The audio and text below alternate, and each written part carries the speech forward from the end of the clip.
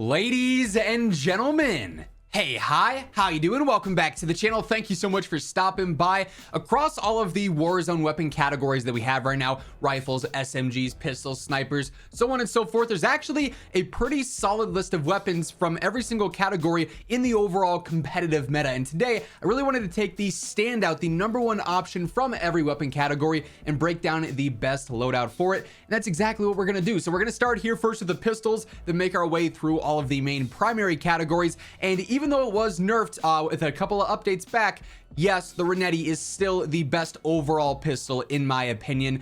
The Core 45 conversion kit, it's like right there, really good TTK, as we know. Also surprisingly good range for a pistol, but the Renetti even post nerf is still right there with some of the best SMGs, still very aggressive and also incredibly easy to use, much more so than that Core 45 conversion, at least in my own opinion here. So I am still running that Ferocity carbine kit on here to turn this into basically an SMG pistol hybrid that's gonna obviously be clutch for really making this thing as good as it can be.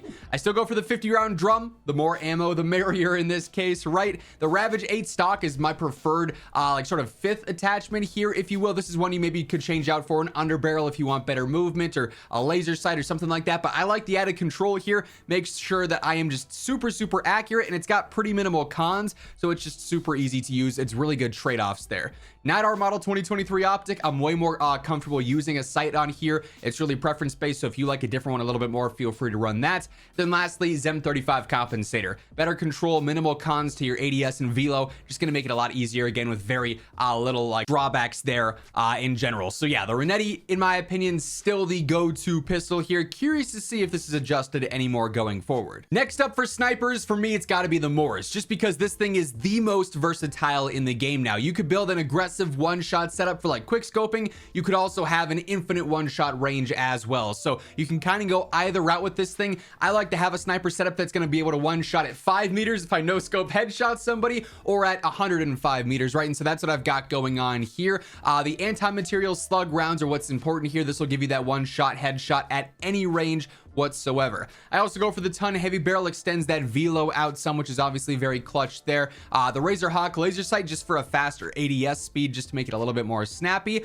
The super light 90 stock can even faster ADS speed, but also much better movement speed across the board. The strafe speed on this is pretty crazy. And then just behind the face cam here, I've got the quick bolt on there. If you want to go for a screenshot, go ahead. But this is obviously going to make it so I can just get my shots off a little bit faster, back to back. You don't have to worry about that longer delay in between shots. So by far my go-to sniper setup now. A ton of fun, and obviously any one-shot sniper is going to be up there towards the top of the meta as is. Now for marksman rifles, there are a lot of really good options in this category, some really crazy TTK choices too, but for me the MCW 6.8 has got to be that number one choice still. It's kind of been like this for some time. Like, this has been my go-to marksman for the past couple of seasons, and if it ain't broke, don't fix it, right? It's got the ammo capacity that other marksmen just don't have, at least when the mag actually wants to load into the game and work correctly. You got that 60 round extended mag, crazy fast TTK, and you can spam this thing really quickly too. So it's got a lot of really good upsides and not too many drawbacks whatsoever here. So as mentioned, 60 round drum, something you won't see on other marksmans.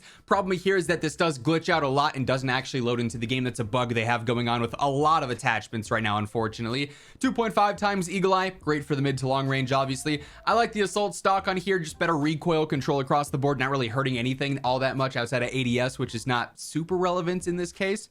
I also go for the Bruin heavy support. This is super clutch for semi-auto guns because yes, it'll help out with that control when you're spamming, but also aiming auto sway, firing aim stability, super important on semi-auto guns for recentering and just staying accurate while you're spamming. And then lastly, Spirit Fire Suppressor, that 3-in-1 combo, range, velocity, and control, also keeps me off the mini map of course too. So really fun marksman here, one that we've obviously talked about a lot, but I really do enjoy this thing. It is a beast. By the way, as we're talking all the weapon categories here today, if you enjoy the video or if you just find it helpful, do me a favor, drop a like on the video itself. It's always really appreciated. And if you are new here or you simply have not subscribed yet, this is your one-stop shop for all things going on in COD on a daily basis. So if you want to guarantee you're always up to date, be sure to hit that subscribe button and turn on those post notifications. Next up for the LMGs, I've got the Bruin. This is probably the most competitive singular weapon category in the game right now. I mean, the Evolver is up there, the Eradicator's up there, the Wrap is up there.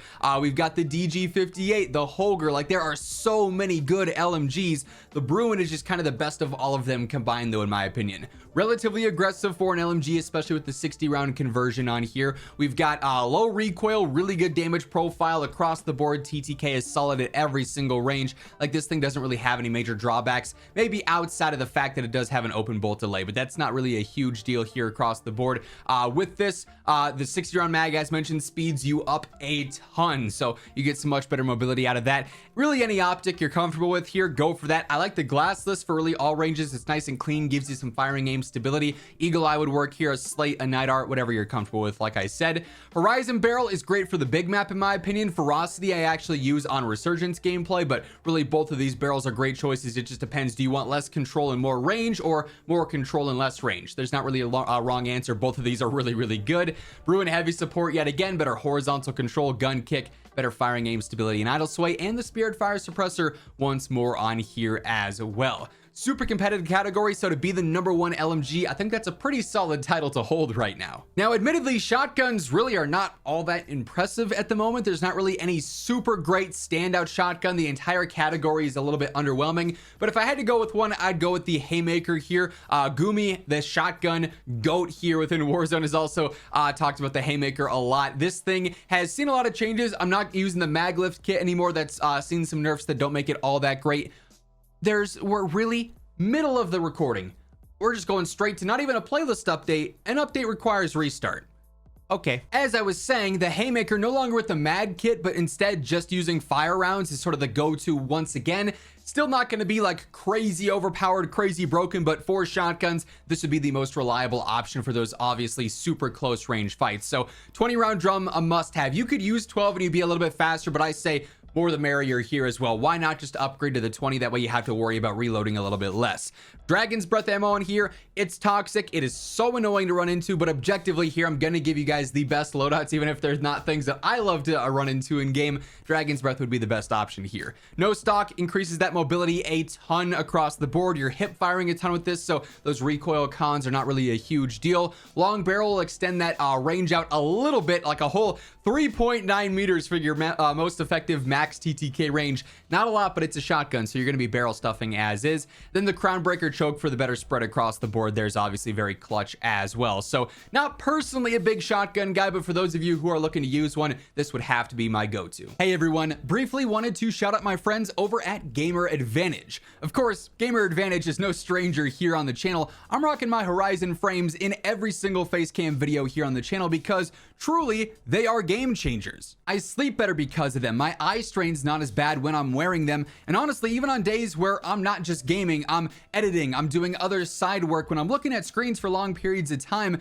these are by far the most important part of my day-to-day setup. So if you are looking at screens all day long, you're doing work, you're doing school, you're gaming, do yourself a favor, pick up a pair of Gamer Advantage glasses. They got a little bit of something for everyone. Plenty of different frame options in different colorways. They also offer support for any type of prescription lenses you may need. And if you throw in code WhosImmortal at checkout, you'll get a pretty nice discount. Link for that will be down in the description below. Now for subs, this is probably the second most competitive category in the game, right behind the LMGs. There are so many good choices here, and especially with the HRM, I've got this as my #1. If this sees just the slightest nerf, this category is about to be utterly insane with the competitiveness just across the board here. But for now, the HRM9 is still the go-to sub in my opinion. Setup here not really changing all that much as of late. Still running with the light stock, better movement across the board. The recoil cons here are not really a huge deal. We got the 50 round extended mag, DR6 hand stop, Zem 35 compensator yet again. And then personally, I like to go for the Thorn 90 barrel. Speeds it up a little bit more. Also gives you some better hip fire. So if you're transitioning, running and gunning and going from starting a gunfight with hip fire into an ADS, just landing a couple of extra shots in that instance, that's really clutch for that. I do know a lot of people like to drop the barrel though and then throw on some high grain. That's a really good choice as well. Extends that damage range out some. So just a matter of preference there. Do you care about that slightly better mobility or the slightly better damage range? Either way, HRM is an absolute monster right now. Now for battle rifles, it's a pretty obvious choice as it stands, the Subverter. I would call this thing honestly the #1 gun in the entire game. It's got the best TTK pretty much at every single range. With this setup on here, the S-curve recoil pattern, I don't find to be all that obnoxious, especially if you're playing on affected FOV, you know, a longer FOV like 120. The recoil is pretty minimal across the board, especially once you get used to how the weapon feels, and it just drops players left and right. Thing is absolutely nuts there. So I actually go for an iron sight build here, max recoil control essentially. Heavy stock on here, straight up better recoil control. 50 round drum is the only non-recoil based attachment we have here, your basic extended mag. Ruin heavy support. Casus brake is going to attack that horizontal control outright and make the S-curve pattern a little bit more vertical, so it'll be a tad bit easier to predict there. There are some other good compensators you could use though, both MW2 ones and MW3 ones, so it's worth experimenting around if you want to see if you can find a build that maybe feels a little bit more comfortable for you personally. I also go for the long barrel, better range, velocity, control, firing aim, stability. A lot of pros out of this, minimal cons with your movement, which is not a huge deal. This thing will be relatively straightforward to use and is going to knock players incredibly quickly. Easily the best battle rifle, and like I said, probably the #1 gun in the game. And then lastly here for the assault rifles, I've got the BP50. This is the do-it-all rifle. You want to run and gun with this thing, maybe some sniper support, it's great in the close range and the mid range. You want a low recoil rifle for the long range, this has you covered there too. I especially like an iron sight build here for Resurgence or even the big map. This thing is incredibly easy to use. I go for the Moat 40 stock. It's going to protect your castle. It's going to give you better control. It's going to give you better movement as well. So a lot of pros here for sure. 45 round extended mag, that is the max option here. So be mindful of that, but it is sufficient for what it is. Lower 9 heavy barrel, better range, velocity, control, firing aim, stability as well. Casus brake compensator yet again. And then because this thing is so easy, I like to use the DR6 hand stop. Speeds me up, makes me a little bit more aggressive in like the mid range there. I think it adds some nice versatility to the setup. It's one of my personal favorites in the game. And that being said, those are the best meta weapons and meta loadouts in every single weapon category here in Warzone right now. And that's going to wrap things up. If you enjoyed the video, do me a favor, drop a like on it. And if you're new here, be sure to hit that subscribe button on your way out. But once again, thank you so much for tuning in, and until next time, take it easy, have an awesome rest of your day, and I'll catch you later. Peace out.